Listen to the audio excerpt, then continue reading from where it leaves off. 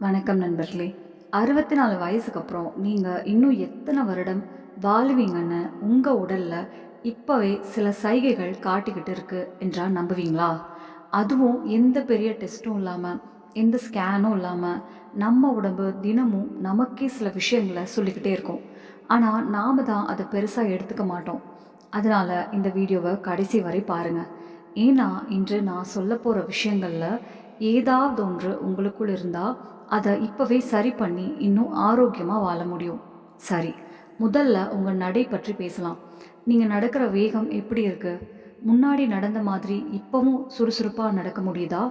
இல்ல கொஞ்சம் மெதுவா நடக்க ஆரம்பிச்சிட்டீங்களா? இத சாதாரணமா எடுத்துக்காதீங்க. ஏன்னா, நீங்க எப்படி நடக்கிறீங்கன்னு பார்த்தே உங்க உடல்நிலை எப்படி இருக்கு என்று ஓரளவுக்கு சொல்ல முடியும். வயசான பிறகும் நல்ல வேகத்தில் நடக்கிறவங்க பொதுவா நல்ல ஆரோக்கியத்தோட இருப்பாங்கன்னு பல ஆய்வுகள் சொல்லுது. அதுக்காக ஓடணும், கஷ்டப்படணும் அப்படின்னு இல்ல. ஆனா உடம்ப சோம்பேறித்தனத்துக்கு பழக்கப்படுத்தக்கூடாது. நல்லா நிமிர்ந்து நம்பிக்கையோட நடக்கிறீங்கன்னா, உங்க இதயம் நல்லா வேலை செய்கிறது. தசைகள் இன்னும் வலுவா இருக்கு. உடம்பும் மூளையும் நல்ல ஒத்துழைப்புல இருக்கு என்பதற்கான அறிகுறி. ஒரு நிமிஷம் யோசிச்சு பாருங்க. சில வருடத்துக்கு முன்னாடி நடந்த வேகத்திலேயே இப்பவும் நடக்க முடியுதா? முடியலனா அது உடம்பு கொடுக்கிற ஒரு சின்ன எச்சரிக்கை சைகையா இருக்கலாம். ஆனா நல்ல விஷயம் என்னன்னா, இதை மாற்ற முடியும். தினமும் கொஞ்ச நேரம் நடக்க ஆரம்பிங்க.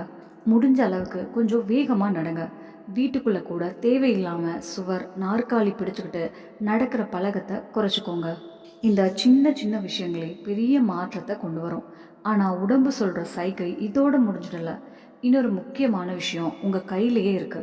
ஒரு டம்ளரை பிடிக்கும்போது, ஒரு பாட்டில் மூடிய திறக்கும்போது, ஏதாவது கொஞ்சம் எடையுள்ள பொருளை தூக்கும்போது, முன்னாடி மாதிரி சக்தி இருக்கா? இல்ல கொஞ்சம் கஷ்டமா இருக்க மாதிரி தோணுதா? உங்க கைப்பிடிப்பு வலிமை உங்க உடல்நிலை பற்றி நிறைய விஷயங்கள் சொல்லும். கை வலுவா இருந்தா அது வெறும் கைபலம் மட்டும் கிடையாது. உடம்புல தசைகளும் நரம்புகளும் நல்ல நிலையில இருக்கு என்பதற்கான அடையாளம். அதனால தான் நல்ல கைப்பிடிப்பு வலிமை இருக்கிறவங்களுக்கு விழும் அபாயமும் குறைவா இருக்கும் என்று ஆய்வுகள் சொல்கிறது. இப்படி பலவீனம் வந்தா அதை திரும்ப சரி பண்ண முடியாதுன்னு நினைக்காதீங்க. முடியும். அதுவும் ரொம்ப சுலபமா முடியும். ஒரு ரப்பர் பந்தை தினமும் சில முறை அழுத்துங்க. துணியை நன்றா முறுக்குங்க. கொஞ்சம் எடையுள்ள பொருட்கள கையால தூக்கி பழகுங்க. இப்படி தொடர்ந்து செய்தா கை வலிமை மெதுவா திரும்ப வரும். அப்புறம் அன்றாட வேலைகளையும் இன்னும் நம்பிக்கையோட செய்ய முடியும்.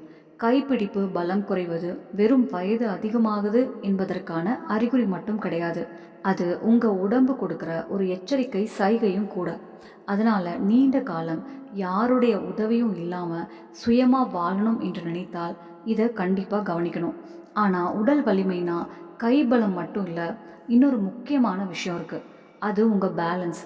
இது உங்க உடல்நிலையையும் எதிர்கால ஆரோக்கியத்தையும் பற்றி நிறைய விஷயங்களை சொல்லும். இப்போ ஒரு சின்ன டெஸ்ட் பண்ணி பாருங்க. நேரா நின்னுக்கோங்க. அப்புறம் ஒரு காலை மட்டும் தூக்கி 10 வினாடி நிக்க முடியுதான்னு பாருங்க. உங்களால சுலபமா நிக்க முடியுதா? இல்ல உடம்பு ஆட ஆரம்பிச்சிடுச்சா? உடனே இன்னொரு காலை கீழே வைக்க வேண்டிய நிலை வந்துச்சா? பார்க்க சாதாரண டெஸ்ட் மாதிரி தெரிஞ்சாலும் இது உங்க உடல்நிலையை பற்றி நிறைய விஷயங்களை சொல்லும். நல்ல பேலன்ஸ் இருந்தால் மட்டும் போதாது. அதுக்கு பின்னாடி மூளை, தசைகள், நரம்பு மண்டலம் எல்லாமே சேர்ந்து வேலை செய்யணும். அதனால தான் பேலன்ஸ் குறைய ஆரம்பிச்சா உடம்புல ஏதோ மாற்றம் நடக்குது என்பதற்கான சைகையா அதை எடுத்துக்கலாம். வயசு அதிகமான பிறகு விழுவது ஒரு சாதாரண விஷயம் இல்லை. இதை பற்றி நிறைய பேருக்கு தெரியாது. சில நேரங்களில் ஒரு சின்ன தடுமாற்றம் கூட பெரிய பிரச்சனையாக மாறிடும். எலும்பு முறிவு மாதிரியான காயங்கள் ஏற்படலாம். அதிலிருந்து மீண்டும் வருவது வயசு அதிகமான பிறகு கொஞ்சம் கஷ்டம். சிலர் விழுந்த பிறகு முன்னாடி இருந்த சுறுசுறுப்பையும் தன்னம்பிக்கையையும் கூட இழந்து விடுறாங்க. ஆனால் இது நல்ல விஷயம் என்னன்னா, பேலன்ஸை மீண்டும் மேம்படுத்த முடியும். அதுக்காக பெரிய பயிற்சியெல்லாம் எதுவும் தேவையில்லை. தினசரி வாழ்க்கையிலேயே சில சின்ன பழக்கங்கள் போதும். உதாரணத்துக்கு பல் துலக்கும் போது ஒரு காலில் நிற்க முயற்சி பண்ணலாம். அல்லது நாற்காலியிலிருந்து கை ஊன்றாம எழுந்து நிற்க முயற்சி பண்ணலாம். இப்படி தொடர்ந்து செய்தா பேலன்ஸ் மெதுவாக நல்லா ஆரம்பிக்கும். உண்மையாக சொல்லணும்னா வயசாகிறத நிறுத்த முடியாது. ஆனால் வயசாகும் போதும் உடம்பை வலுவாக வைத்துக்கொள்ள முடியும். உங்கள் பேலன்ஸ் எவ்வளவு நல்லா இருக்குதோ அவ்வளவு குறைவாக விழும் அபாயம் இருக்கும். அதே நேரத்தில் நீங்கள் இன்னும் நீண்ட காலம் சுயமாகவும் நம்பிக்கையுடனும் வாழ முடியும். ஆனால் ஆரோக்கியத்தையும் ஆயுளையும் பாதிக்கிற இன்னொரு முக்கியமான விஷயம் இருக்குது. அதுதான் தினமும் இரவு நடக்கிற ஒரு விஷயம். அதுதான் தூக்கம். சரி, நேத்திரவு உங்கள் தூக்கம் எப்படி இருந்தது? நிம்மதியாக தூங்குனீங்களா? இல்லை அடிக்கடி விழித்துக்கிட்டே இருந்தீங்களா? காலையில் எழுந்ததும் புத்துணர்ச்சியாக இருந்ததா? இல்லை இன்னும் சோர்வாக இருந்ததா? நம்மில் பலர் தூக்கத்தை சாதாரண விஷயம்னு நினைக்கிறோம். ஆனால் உண்மையிலே நல்ல தூக்கம் தான் நல்ல ஆரோக்கியத்துக்கான அடித்தளம். ஏன்னா நாம் தூங்கும்போது தான் உடம்பு தன்னைத்தானே சரி பண்ணிக்கிறது, மூளை ஓய்வெடுக்கிறது, நினைவாற்றல் வலுப்பெறுகிறது, நோய் எதிர்ப்பு சக்தியும் அதிகரிக்கிறது. வயசு ஆக ஆக சரியாக தூங்க முடியாதது இயல்புதான் என்று பலர் நினைக்கிறார்கள். ஆனால் அது முழுக்க உண்மை இல்லை. தொடர்ந்து மோசமான தூக்கம் இருந்தால் இதய நோய், உயர் இரத்த அழுத்தம், சர்க்கரை நோய் போன்ற பிரச்சனைகளுக்கான அபாயம் அதிகரிக்கலாம். அதோட நினைவாற்றலும் பாதிக்கப்படலாம். தினமும் காலையில் எழுந்ததும் சோர்வாக இருக்கீங்களா? எவ்வளவு நேரம் தூங்கினாலும் புத்துணர்ச்சி கிடைக்கலையா? அப்படின்னா உங்கள் உடம்பு ஏதோ ஒரு விஷயத்தை சொல்ல முயற்சி பண்ணுது என்று அர்த்தம். இதற்கு காரணம் பல இருக்கலாம். தவறான உணவு பழக்கம் இருக்கலாம், மன அழுத்தம் இருக்கலாம், தூங்குற இடம் வசதியாக இல்லாமல் இருக்கலாம், சிலருக்கு தூக்கத்தில் மூச்சு விடுவதில் பிரச்சனை கூட இருக்கலாம். அப்படின்னா இதை எப்படி சரி பண்ணலாம்? முதல்ல தினமும் ஒரே நேரத்தில் தூங்கவும் ஒரே நேரத்தில் எழுந்திருக்கவும் முயற்சி பண்ணுங்க. ஏன்னா நம்ம உடம்புக்கு ஒரு இயற்கையான நேர கடிகாரம் இருக்கு. அதை அடிக்கடி மாற்றிக்கிட்டே இருந்தால் நாள் முழுக்க சோர்வு ஏற்படலாம். அதே மாதிரி தூங்க போகிறதுக்கு முன் மொபைல், டிவி, லேப்டாப் மாதிரி ஸ்க்ரீன்களை கொஞ்சம் தவிர்க்க முயற்சி பண்ணுங்க. அந்த வெளிச்சம் மூளையை குழப்பி இன்னும் பகல்தான் என்று நினைக்க வைக்கும். அதனால் ஆழ்ந்த தூக்கம் வர கஷ்டமாகும்.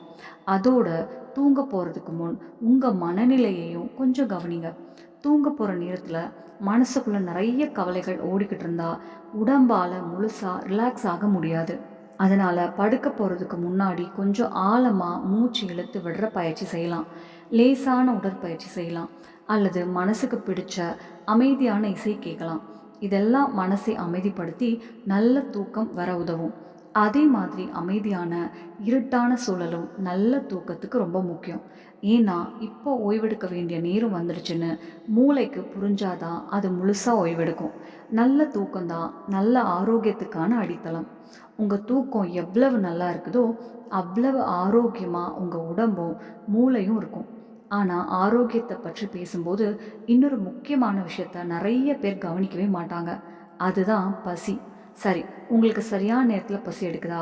இல்லை முன்னாடி மாதிரி சாப்பிடணும் என்ற ஆர்வம் இப்போ இல்லையா? இந்த கேள்வி சாதாரணமாக தோணலாம்.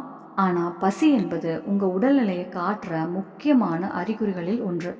உடம்பு நல்லா வேலை செஞ்சுக்கிட்டு இருந்தா அதுக்கு சரியான நேரத்தில் உணவு தேவைப்படும். அதனால் இயல்பாகவே பசி எடுக்கும். ஆனால் திடீர்னு பசி குறைய ஆரம்பித்தா அதையும் கவனிக்கணும். சில நேரங்களில் அது உடம்புல நடக்கிற வேறு மாற்றங்களுக்கான சைகையாக இருக்கலாம். வயசு அதிகமான பிறகு நிறைய பேர் முன்னாடி மாதிரி சாப்பிட தோணலைன்னு சொல்லுவாங்க. அது அவங்களோட விருப்பம் இல்லாமல் இருக்கலாம், உடம்புல நடக்கிற மாற்றங்களால் கூட இருக்கலாம். செரிமானம் இதுவாகலாம், சுவை உணர்வில் மாற்றம் வரலாம், பல் பிரச்சனைகள் இருக்கலாம். சில நேரங்களில் வேறு உடல்நல பிரச்சனைகளும் காரணமாக இருக்கலாம். பசி குறையும் போது உடம்புக்கு தேவையான சத்துக்கள் சரியாக கிடைக்காது. அதனால் தசைகள் பலவீனமாக ஆரம்பிக்கலாம், நோய் எதிர்ப்பு சக்தி குறையலாம், உடம்பு சீக்கிரம் சோர்வடையலாம். இங்கே நிறைய பேர் செய்கிற ஒரு தவறு என்னென்னா, குறைவாக சாப்பிட்றது நல்லதுன்னு நினைப்பது. உண்மையிலே அப்படி இல்லை.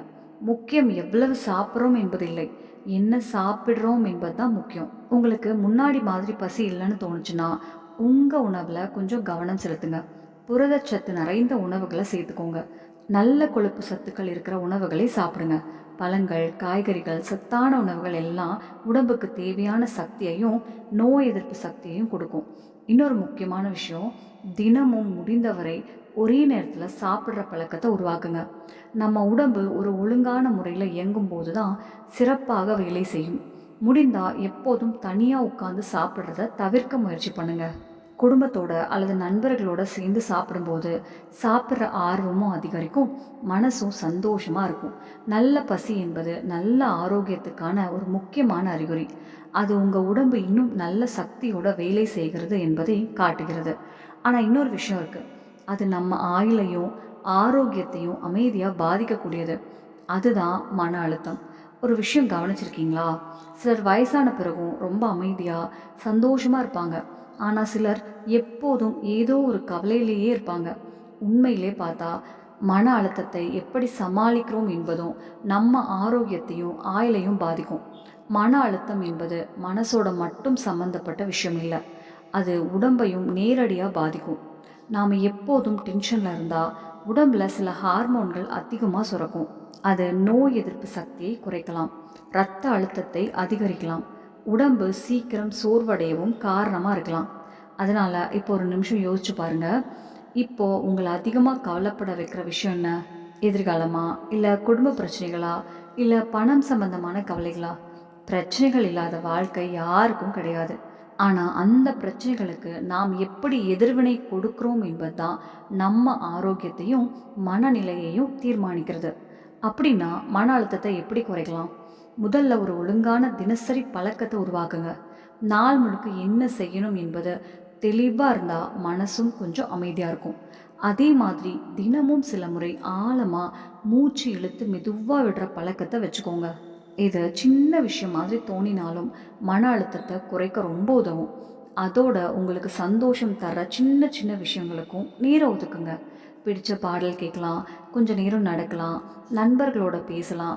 உங்களுக்கு மனநிறைவு தர எதுவாக இருந்தாலும் அதை தினசரி வாழ்க்கையின் ஒரு பகுதியாக மாற்றிக்கோங்க.